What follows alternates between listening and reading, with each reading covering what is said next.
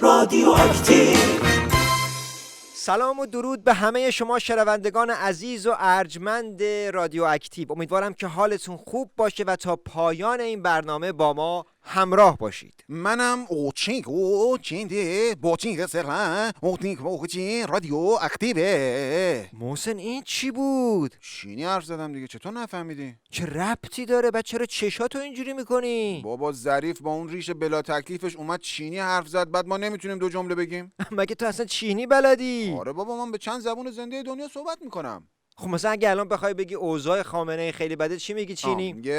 میشه اوضاع قبلی قلی بده کوچی تو بودو چینی کوتا تسیگو چیده اوقود چی دو چی دو و چی گوگی بر رادیو عجو چی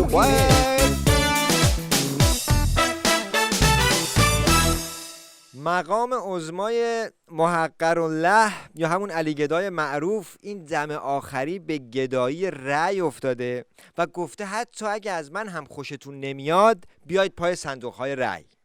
عزیزان من بدانید انتخابات مهم است.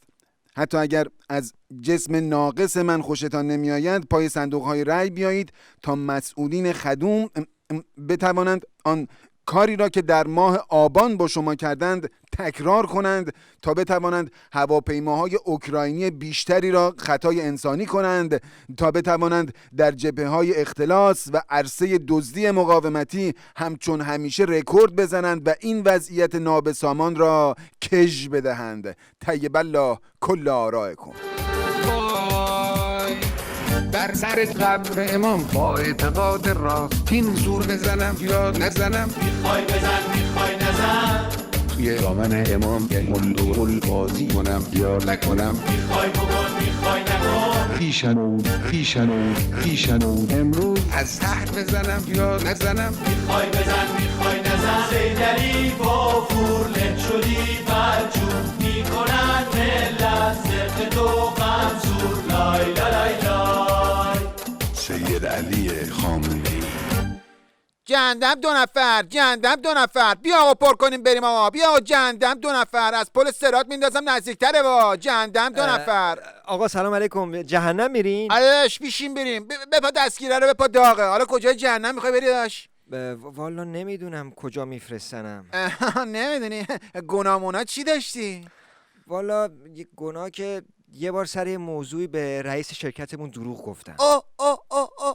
دروغ گفتی؟ خدا به دادت برسه. میفرستنتون ته. نه بابا، ته کجا؟ نگو نپرس داداش. دیگه چی داشتی؟ والا دیگه یه بارم پشت سر همکارم صحبت کردم. پشت سر همکارت صحبت کردی؟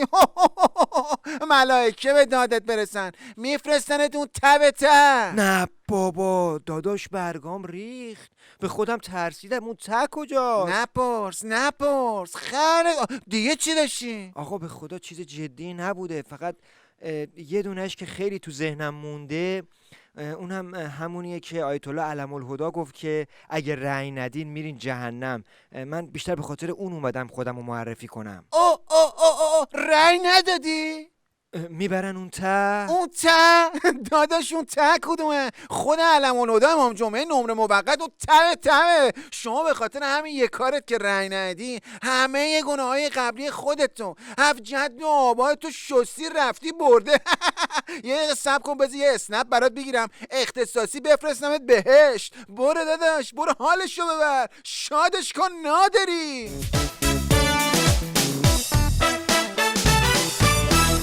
خب دوستان تا محسن بیاد من یه خبری رو خدمتتون عرض کنم که حتما داستانش رو شنیدید. از یه هفته قبل این وزیر اطلاعاتی کابینه روحانی از یک لباس فضانوردی رونمایی کرد که خودش تو فضای مجازی مضحکه خاص و عام شد. بعدش همین ماهواره ظفر رو فرستادن که 8 دقیقه بعد رفت تو اقیانوس آرام و دیگه داستانش رو که حتما خودتون محسن این چه لباسیه؟ لباس فضانوردیه دیگه. لباس فضانوردی کدومه؟ من اینو دیروز تو همین حراجی سر کوچه دیدم. آقا حراجی چیه؟ دستاورد ملی حاصل اقتصاد مقاومتی، تار و پودش با ریش مقام عظما تنیده شده. دست بردار بابا، یعنی واقعا آخر دستاوردهای نظام همینه؟ حالا نه، از این لباس فضایی یه مدل پیشرفته ترش هم هست که اونم پیژامه و عبای مقام عظماست که میپوشه، میشینه پای منقل، سوتا فضانوردی میکنه ها. حالا اسم ماهواره چیه؟ اسمش ظفره ولی مردم بهش میگن نجاست. نجاست؟ آره دیگه، یوتلست هست، ترکست هست، آسیاست هست، مال نظام هم شده نجاست. اوه دارن شمارش معکوس میکنن. اوه دیر شد، زمان پرتابه، برم تا نرفته. آذری پرتاب نکن تا بیام. اینا چرا تا 11 شمردن؟ بعد اصلا چرا اینطوری شمردن؟ همیشه میگن 10 9 8. ما نفهمیدیم والا داستان چیه. محسن پس چی شد نرفتی؟ جا نبود؟ والا رفتیم، ماهواره تو مدار قرار نگرفت، اصلا آتیش گرفت. همه عکسای حاج قاسم که میخواستیم بکوبیم تو ماه هم آتیش گرفت. همه پیام‌های صلح‌آمیزمون هم آتیش گرفت. چطوری پرتاب کردن که تو مدار قرار نگرفت؟ چی دیگه، دست و پامونو گرفتن، 1 و 1 و 1 2 2 2 پرتمون کردن بالا. بابا سامانه موشکی مگه نیست؟ ببین تو خیلی توقعت بالاست، یه خورده توقعات استکباری تو کم کن. نظام یه پراید درست میکنه، در صندوق عقبش بسته نمیشه. هنوز فرق بین کروز و هواپیمای 737 رو نفهمیدن. وزیر نیروشون فکر میکنه کولرگازی با گاز کار میکنه، بعد تو انتظار داری ماهواره بر داشته باشن. محسن جان تو که رفتی برگشتی، ما هم بریم برگردیم. بریم برگرد. ماهواره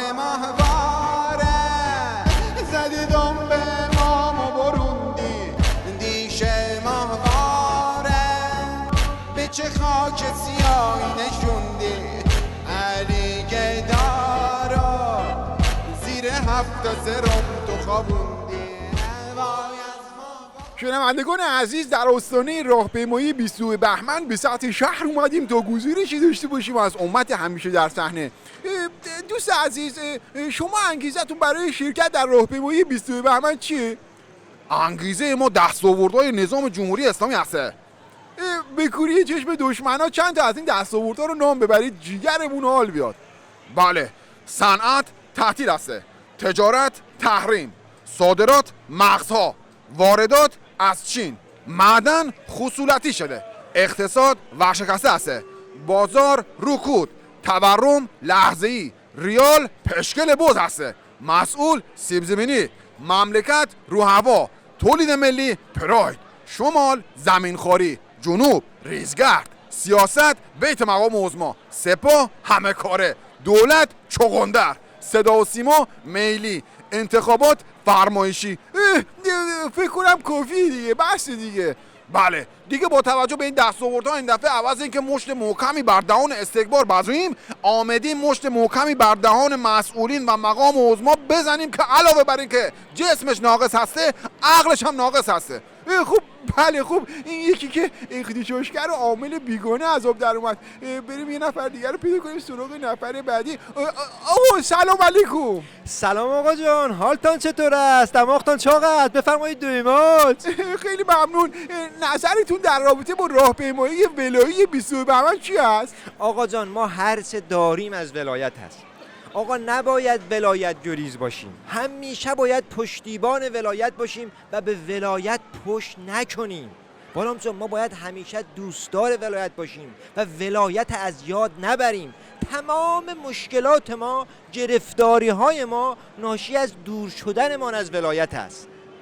احسن بر شما که اینقدر پشتیبان ولایت و مقام عظما هستی. مقام عظما کدوم خریه است؟ مقام عظما را که جفشنه زدیم پهن زمین کردیم. اون باید برد یه فکری به حال گلتوقش کند.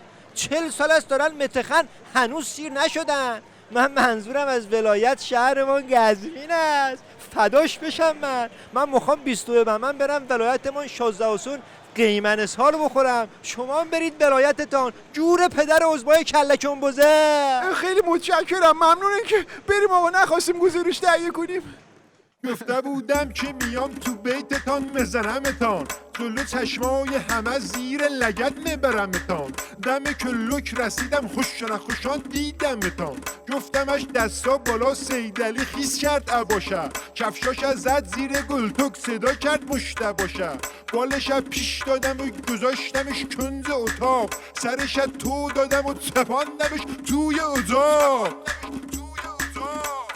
ابل است ماشاءالله، دستگل است ماشاءالله، عظما حالا زیر پل است ماشاءالله، ضربه خورده دنگل است ماشاءالله، الهی که سگت بشد ایشالله، الهی 8-1 برد ایشالله، الو به ریشش بزنی ایشالله، ریشش از بیخ مکنی ایشالله، هر کی نگد ایشالله بابا گوری شد ایشالله، هر چی که بافت است عظما پاره میشد ایشالله ایشالله ایشالله.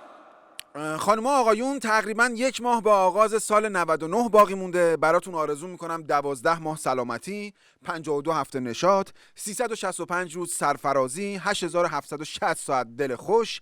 شرط میبندم هیچ کس تا حالا براتون اینجوری آرزو نکرده باشه. یادتون باشه که من اولین نفر بودم. بله، خلاصه عیده و خیلی از هموطنانمون به سفر میرن. نه سفر چیه؟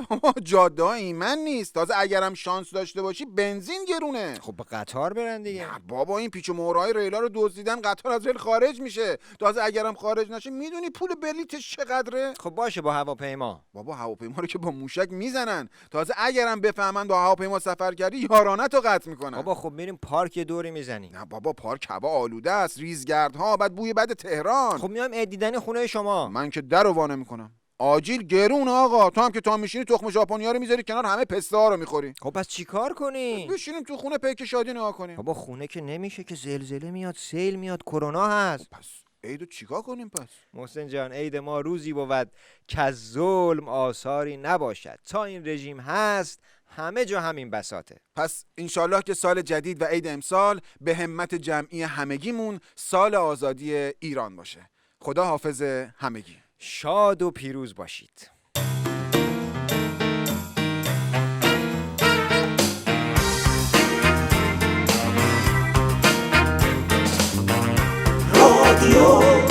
رادیو